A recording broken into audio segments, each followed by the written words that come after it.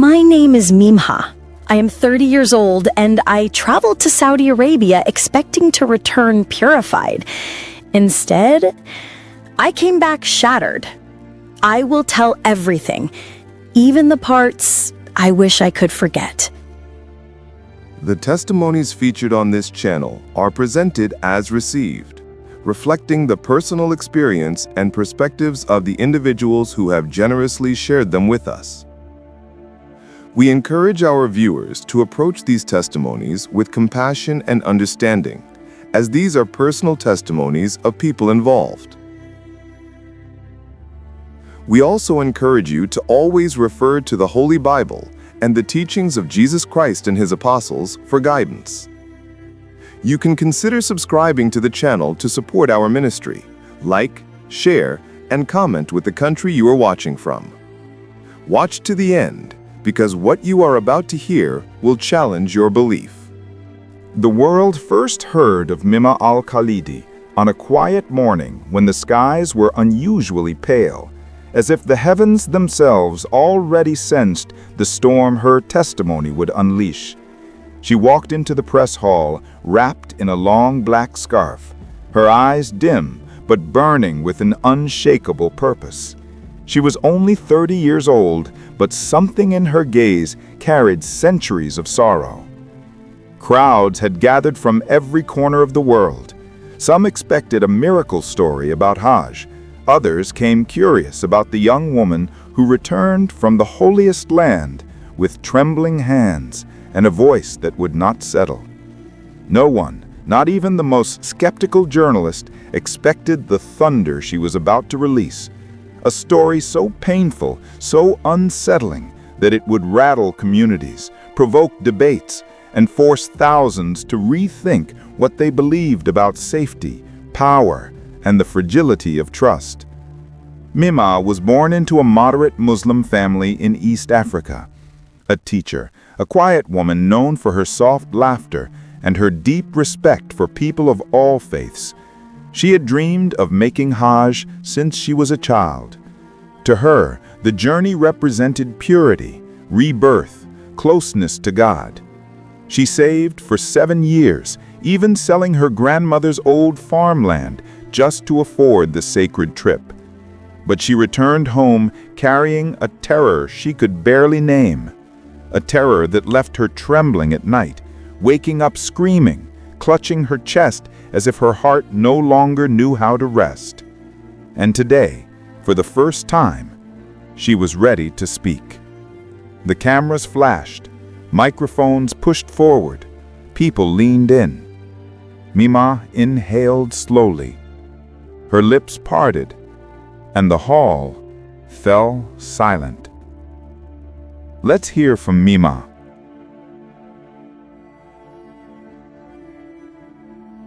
I had waited my whole life for this pilgrimage. I left home with excitement, not fear. My mother kissed my forehead, telling me I would return reborn. I believed her. How could I not? Hajj is supposed to be the safest place on earth, a place guarded by divine protection. But the first crack in that belief came the moment our group arrived in Medina. It was night. The air was warm, thick. I felt humbled, standing where millions had stood before me. My group was assigned a guide, a sheikh known for his holiness, a man people described as gentle, wise, deeply spiritual.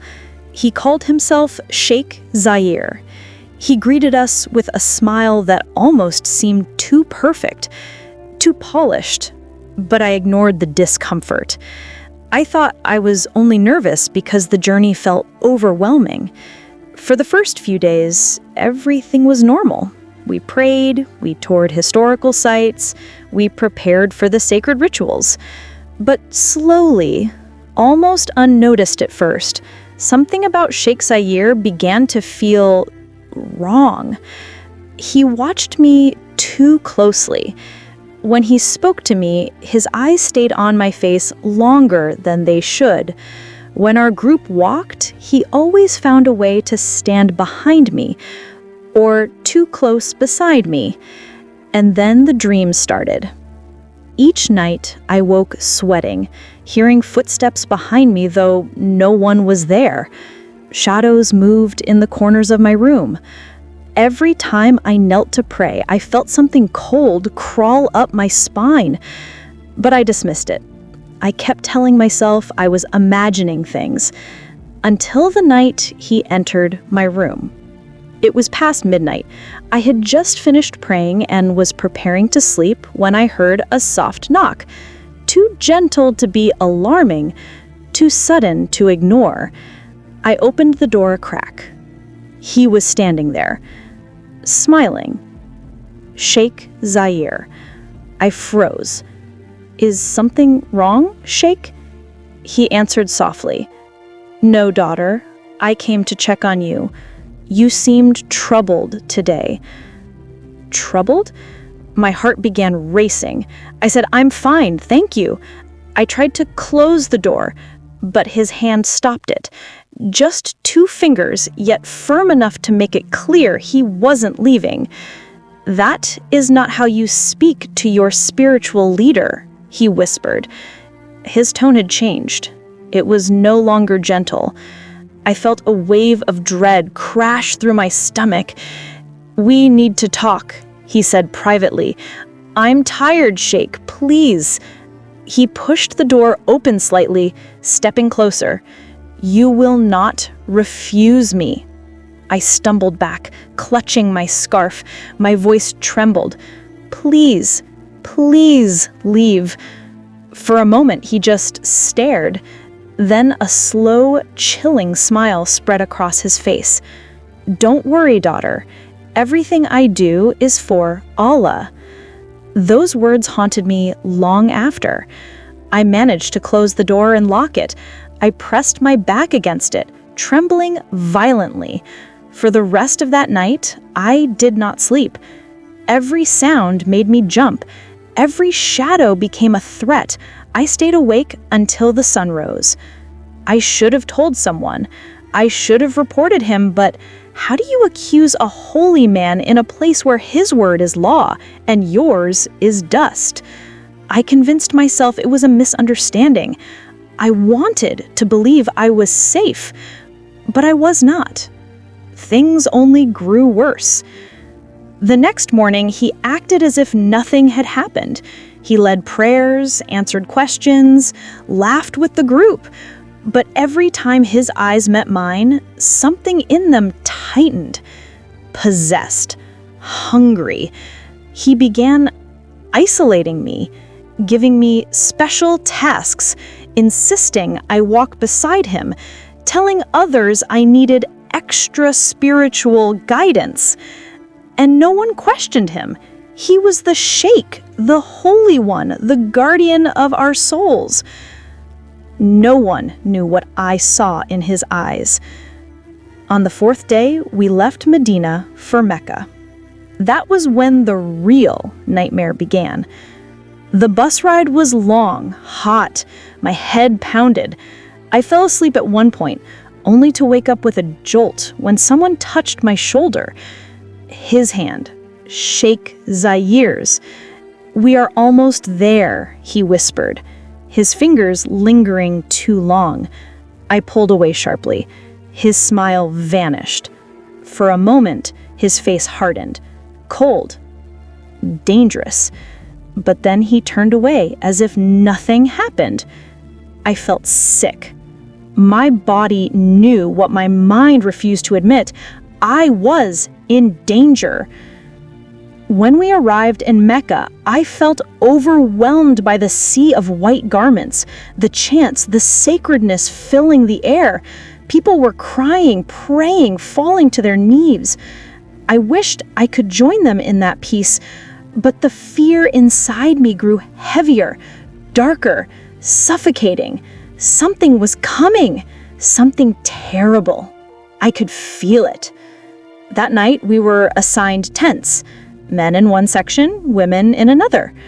But the Sheikh had special quarters for spiritual leadership. He also had keys, several, And somehow one of those keys opened the women's tents. I discovered that the hard way. I was alone in the tent, preparing for the next day's rituals. The others had gone to fetch water.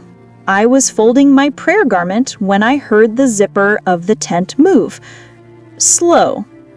Deliberate. My heart stopped. He stepped in. Sheikh Zaire. My throat closed. Why are you here? I forced out. He didn't answer. He closed the tent quietly behind him. Your eyes were dark, not like a holy man, not like a leader, but like a predator who had finally cornered what he wanted. I stepped back. Please leave. He moved forward. I stepped again. My legs trembled. Mimah, you were chosen for something sacred. My hands shook so violently that I couldn't even lift them in defense. He reached out, and that was the moment I realized no one could hear me. No one would save me. No one would believe me. He was a sheikh. I was just a woman, and we were in a land where his word outweighed my existence. I will continue, but that moment, the moment he stepped toward me, it changed my life forever. He took one step toward me, just one, and I felt the world collapse beneath my feet. The air inside the tent grew tight, suffocating, as if even the walls were afraid to breathe. My pulse thundered in my ears. I thought of screaming, I thought of running, but my body felt frozen in place, trapped between terror and shock. "Mimah," he murmured again, "your spirit called me. I am here to guide you." Guide me. Those were the words he used to disguise the evil in his intentions. I backed away until my heel hit the crates behind me. The fabric of the tent pressed against my shoulders. There was nowhere else to go, nowhere to hide, no one to hear me. "Sheikh, please," I whispered, barely able to speak. He moved closer, slowly, deliberately, as though savoring every flinch of fear. Outside, I could hear distant murmurs, footsteps, the buzz of pilgrims, but nothing close enough to save me. "You are blessed," he said.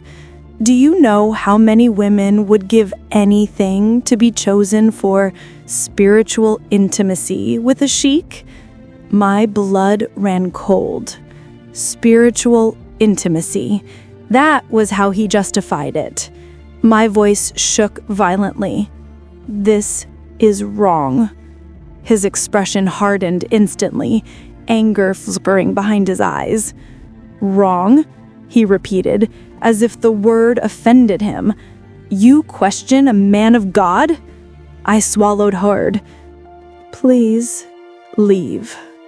His jaw tightened. "Do not defy me."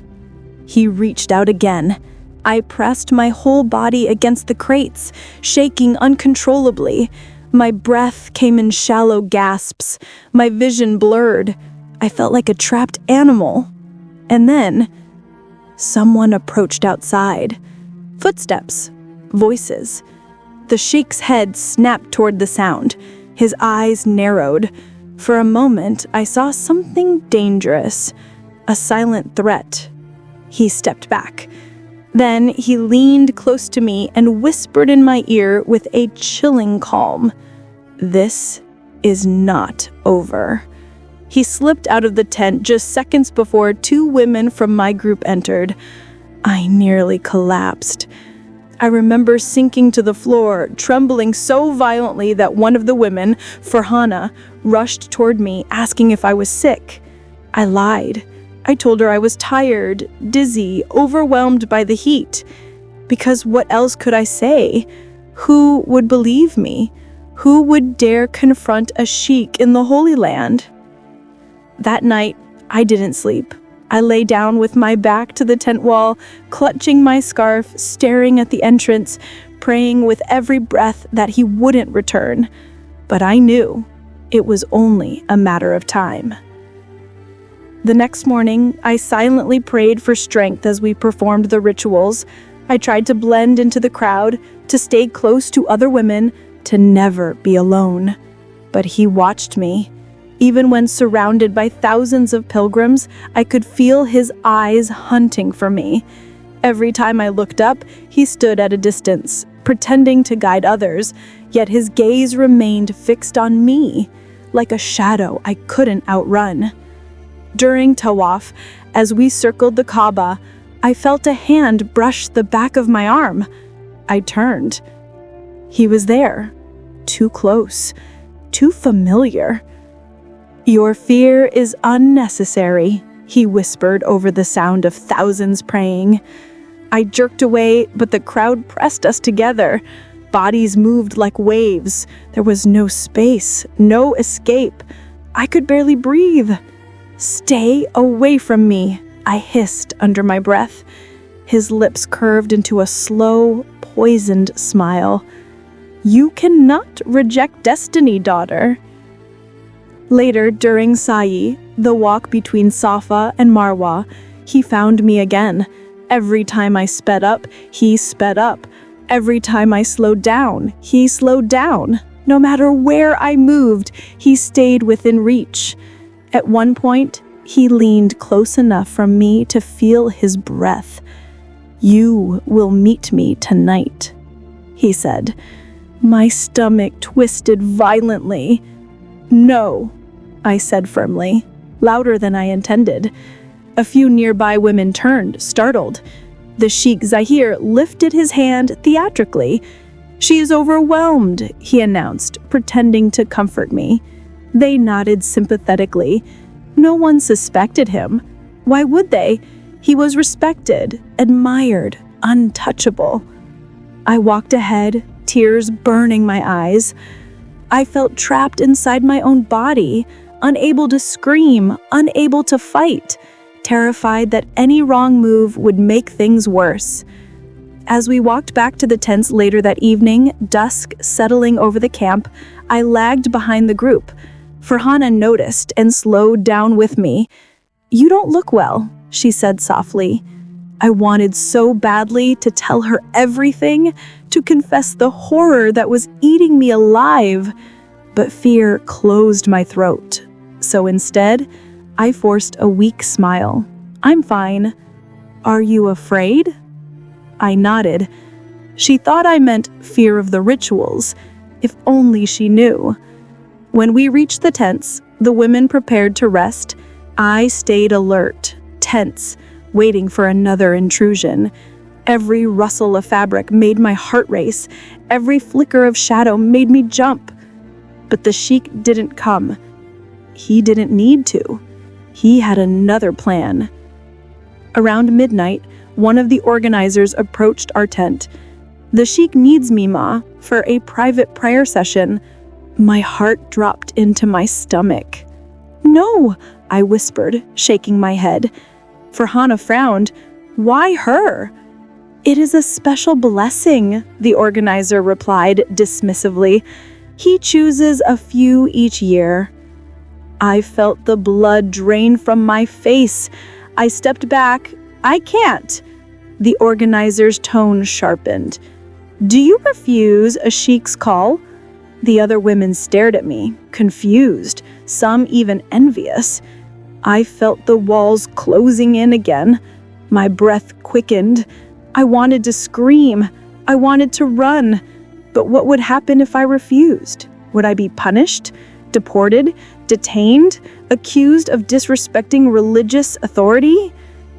The organizer extended her hand toward me. "Come," she said. My legs trembled so violently I thought they would give out. This was it. The night he had waited for. The night he would finally trap me completely. I shook my head weakly. "Please, please don't make me go." The organizer's eyes narrowed. "Do not cause problems here." Farhana stepped forward then, quietly, timidly. "She's sick," she told the organizer. "I've been watching her all day. She's fainted twice. Let her rest. It was a lie, but a beautifully timed lie. The organizer hesitated, then sighed heavily. Fine, but tomorrow she must obey. She walked away. I collapsed onto my sleeping mat, trembling uncontrollably.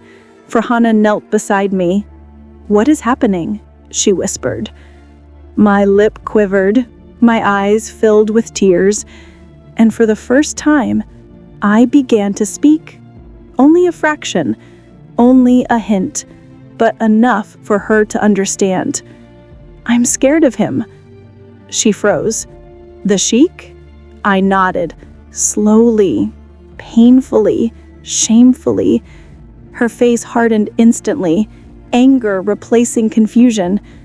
"You're not going anywhere with him," she whispered fiercely. But we both knew neither of us had power here, and the Sheikh was not done. Not even close. Farhana stayed awake beside me that night. She didn't sleep. She watched the tent entrance like a guardian, her arms crossed, her jaw clenched tight. But even with her there, I couldn't stop shaking. Every sound made my heart jump. Every footstep outside made me fear he had come. Finally, around dawn, exhaustion dragged me into a restless sleep. But even then, he followed me into my dreams, whispering, reaching, hunting. I woke with the scream stuck in my throat. Farhana touched my shoulder gently. "It's okay. You're safe." Safe. I no longer knew what that word meant. That morning, the group prepared for the next rituals. I stayed at the back, my eyes darting around constantly, terrified that Sheikh Zahir would appear at any moment. Farhana walked beside me. If she had not been there, I truly believe I would have collapsed. But then, just after noon, the nightmare tightened its grip again. A guard approached and said coldly, "You, the Sheikh wants to see you." My knees nearly buckled. Farhana stepped in front of me immediately. "She's not going," she said firmly. The guard frowned. "You do not decide. She's sick. She needs medical attention." The guard stared at her, stunned by her boldness. Then he turned his gaze to me. "Is this true?" he asked.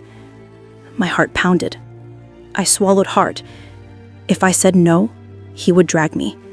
If I said yes, maybe, just maybe, I could escape. "Yes," I whispered. "Please, I need help." The guard hesitated, but eventually nodded. "Fine, a medic will be notified. Stay in your tent." He walked away. But the moment he turned his back, Farhana grabbed my hand. "We're not waiting for any medic," she whispered urgently. "We're leaving." Leaving. The word felt impossible. "How?" I asked, my voice trembling. "You told me last night what he tried to do. We cannot trust anyone connected to him. If we stay, he'll find a way to isolate you." I felt my throat tighten. "Where will we go?" "Anywhere that's not here," she answered. Her courage lit something inside me, a small spark of hope. But that hope died instantly when we saw the Sheikh. He was standing near the prayer area, staring directly at us. No smile, no pretense, just cold fury. He started walking toward us, slow, purposeful, terrifying. Farhana squeezed my hand. "Run." We pushed through crowds of women, slipping between tents, weaving through pilgrims. My heart hammered against my ribs. My breath tore from my lungs. Every time I looked over my shoulder, he was getting closer. He wasn't shouting. He wasn't chasing wildly. He just kept walking. Confident. Like a hunter certain his prey had nowhere to go. We ducked behind a supply truck. Sweat poured down my face. My hands shook like leaves in a storm. "We need to get to the medical tents," Farhana whispered urgently. "If we report him to someone outside our group, someone with no connection to him, they might listen." "Might," I repeated weakly. It was a risk, a huge one, but staying meant death. Not physical death, but a death of spirit, a death of safety, a death of trust. "Let's go," I whispered. We darted towards the far end of the camp where the medical tents were located, simple white structures marked with green crescents. We almost made it. Almost. But as we approached, 2 men stepped into our path. Not guards, not officials, assistants of the Sheikh. My blood turned to ice. One of them grabbed my arm. I screamed. Farhana shoved him. "Leave him alone." The second man grabbed her wrist and twisted it violently. She cried out in pain. "Quiet," he hissed. And then, a voice I will never forget. "What is happening here?" A female doctor had stepped out of the medical tent. She looked stern, authoritative, someone used to emergencies, chaos, and lies. "Let her go," she demanded. The assistants hesitated. "Sheikh Zahir ordered." "I don't care what he ordered," she snapped. "Release her now." Her tone left no room for argument. They let go. I stumbled back, gasping for air. The doctor stepped toward me. "Are you hurt? Are you in danger?" I blinked. No one had asked me that since everything began. "Yes," I whispered. "From the Sheikh." The doctor's expression darkened. "Come with me." She grabbed my hand and pulled me inside the medical tent. Farhana followed quickly. Inside, the doctor closed the flap tightly and locked it. Then she turned to me with urgency. "Tell me everything." And for the first time, I told the truth. Not part of it, not hints, everything. I told him about the late-night visit, the tent intrusion, the threats, the manipulation, the pressure, the fear, the assistants dragging us. By the time I finished, her hands were shaking with anger. "That man is a predator," she said. "You are not the first." Not the first. Those words struck me like lightning. "He has done this before?" I whispered. Her eyes softened with pain. "Too many times, but he is protected by status." My stomach twisted. "So nothing can be done?" She placed a hand on my shoulder. I didn't say that. Before I could respond, the tent flap shook violently. Someone was outside. "Mimah," a voice growled.